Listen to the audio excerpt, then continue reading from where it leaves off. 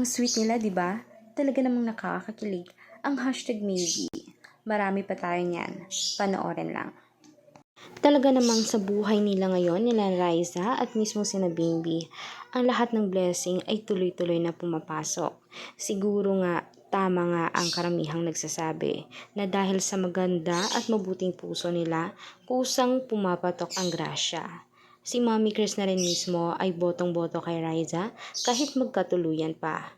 Ang halos lahat ng mga souvenirs, mga gifts ng mga netizens ay talagang nakasabit at pinapahalagahan ng maybe. Kahit sino ba naman hindi kikiligin dito, may papuso-puso, may pahag at lagi namang kinakarga ni Bimbi itong si Raisa na tila parang baby niya talaga. Alam niyo ba, yung foundation ng pagmamahala nila is sulit talaga at solid mismo. Naniniwala ba kayo dito? Kung bitin kayo, huwag niyong kalimutan i-like, subscribe, and tap the notification bell. Marami pa tayong videos, bisitahin niyo lang.